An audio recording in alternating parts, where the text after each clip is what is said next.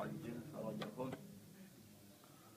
احکام روزہ اور احکام روزہ میں وہ مقامات جہاں روزہ دار پر صرف اور صرف روزے کی قضا واجب ہے، کفارہ واجب نہیں ہے۔ چند مقامات ہیں۔ سب سے پہلا مقام، انسان روزے کی نیت ہی نہ کرے، آرام سے بیٹھے، یا انسان ارادہ کرے کہ اس کا روزہ ہی نہ ہو لیکن مبتل روزہ کام انجام نہ دے۔ ایک مرتبہ انسان روزے کی نیت ہی نہیں کرتا، ایسے ہی چھوڑ دیتا ہے۔ ایک دفعہ انسان روزہ رکھتا ہے، پھر اس کے بعد ارادہ کرتا ہے کہ میرا روزہ نہیں ہے، نہ ہو میرا روزہ، یہ ارادہ کافی ہے، روزہ باطل ہو جاتا ہے۔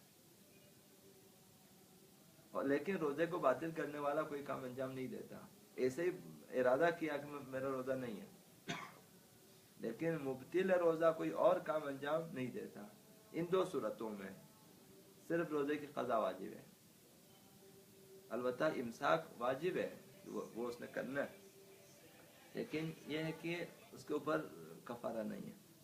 نمبر 2، اگر روزہ دار عمدن الٹی کر لے، قے کر لے، کوئی دوائی استعمال کرے، ہاتھ استعمال کرے، مثلا منہ میں ڈالے اور الٹی کر لے، یا ایسے ہی الٹی کر لے خود عمدن، صرف روزے کی قضا واجب ہے۔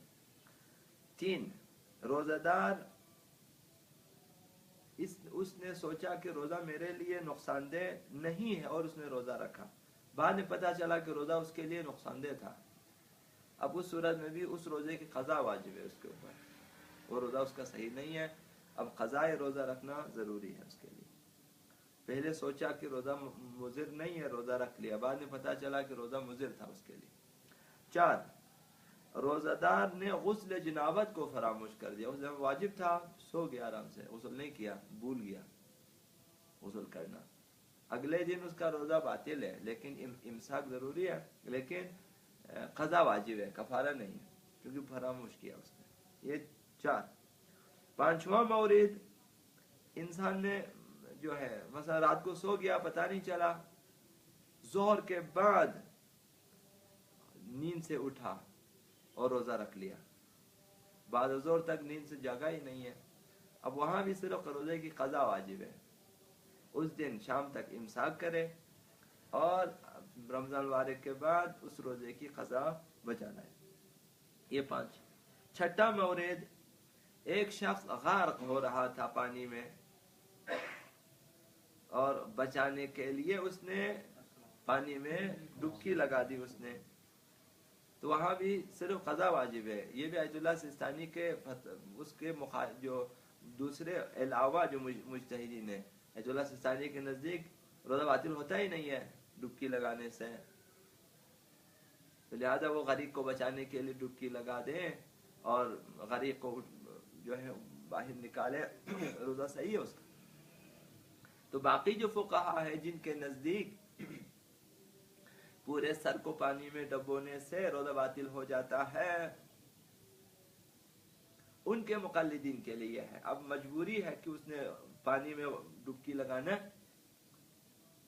چونکہ ڈوبنے والے کو بچانا ہے، اب انہوں نے ڈبکی لگا دی، اب روزہ ہوگا باطل ناخواستہ باطل، نہ چاہتے ہوئے روزہ باطل، صرف قضا واجب ہے، کفارہ نہیں۔ 7واں مورد، وہ مسافر ہے جس کا روزہ قصر ہے۔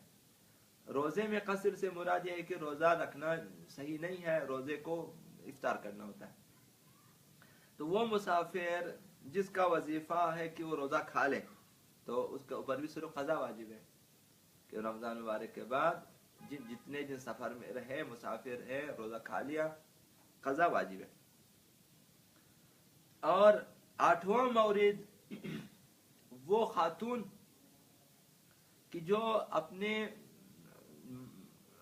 ماہانہ عادت کی وجہ سے روزہ نہیں رکھ سکتی، عادت ماہانہ زنانہ کے دوران عورتوں کے لیے روزہ رکھنا جائز نہیں ہے، نماز جائز نہیں ہے پڑھنا، تو لہذا وہ چاہے یا نہ چاہے روزہ ان کا باطل ہے، لیکن صرف قضا واجب ہے.